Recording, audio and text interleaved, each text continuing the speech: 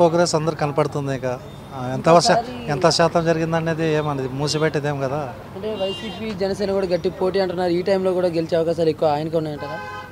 ఇతరు జగన్ గెలవడానికి మంచి అవకాశాలు ఉండేది, కానీ జగన్ ఈ మోడీని కేసీఆర్ని కలుపుకొని వాళ్ళు మన ఆంధ్రప్రదేశ్లో ఎక్కడైతే బలహీనతగా ఉండేటువంటి నాయకుడు వాళ్ళకి అవసరము వాళ్ళని జగన్ని ఉపయోగించుకొని జగన్ని ఏదో రకంగా మనము వాళ్ళకైతే ఇక్కడ స్థానం లేదు కాబట్టి ఆంధ్రప్రదేశ్లో తెలంగాణ ప్రభుత్వాన్ని కానీ తర్వాత నరేంద్ర మోడీకి బీజేపీకి కానీ ఎలాంటి లేదు కాబట్టి వాళ్ళు ఈయనకి మీరు అంటున్నారు కదా కేసీఆర్ గారు నరేంద్ర మోడీ గారు జగన్ సపోర్ట్గా ఉండడం అని.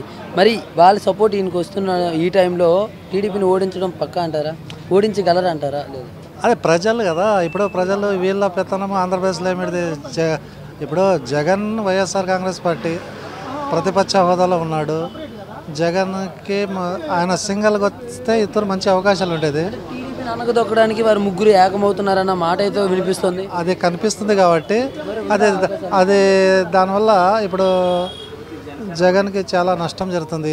చంద్రశేఖర్ ప్రభావం అనేది ఆంధ్రప్రదేశ్లో ఆయన మాట్లాడడం కానీ వల్గర్గా, తర్వాత ఆంధ్రుల్ని గత 3-4 నెలల కిందట ఏ రకంగా ఆయన ఎంత చులకంగా మాట్లాడాడు అవన్నీ ప్రజలు అనేది గమనిస్తారు కదా.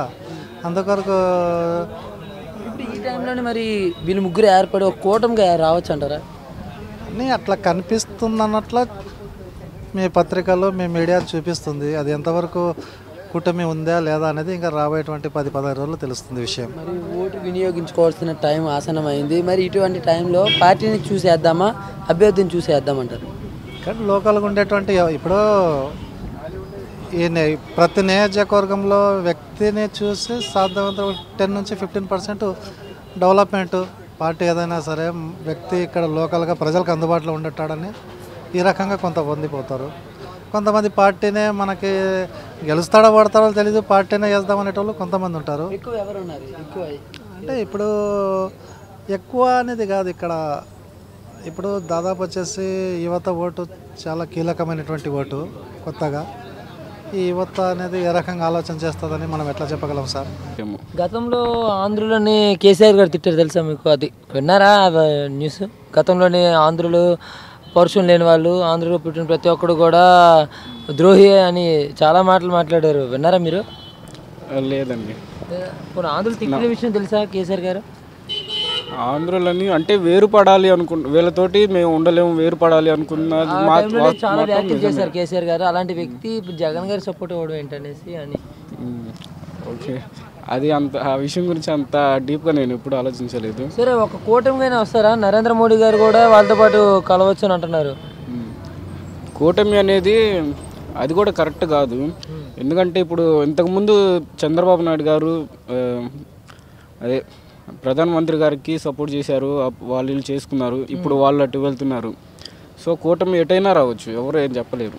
అది ఓకే. సరే, మీరు ఈ లాస్ట్ నిమిషంలోనే ఏం జరుగుతుందో తెలియదు.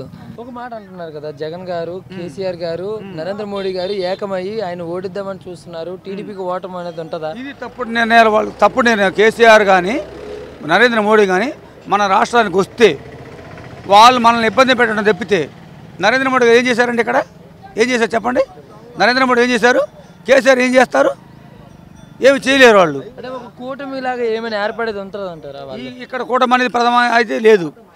ఆంధ్రప్రదేశ్ రాష్ట్రంలో కూటమి అనే పదమే లేదు. అంటే గతంలోనే ఆంధ్రులు ఎన్నో మాట్లాడినారు కేసీఆర్ గారు, కానీ ఏ ఉద్దేశం మీద ఇచ్చుంటారు? జగన్ గారికి సపోర్ట్ ఇద్దామని చూస్తారు. జగన్ గారు సపోర్ట్ ఇస్తే రాష్ట్రం అదే గతి పలుకుతుంది. జగన్ గారికి కేసీఆర్ కానీ నరేంద్ర మోడీ గారు సపోర్ట్ ఇస్తే అదే గతి పలుకుతుంది. భావితర భవిష్యత్తు తెలుగుదేశం పార్టీ పునాది వేస్తుంది, మంచి భవిష్యత్తు ఇస్తుంది.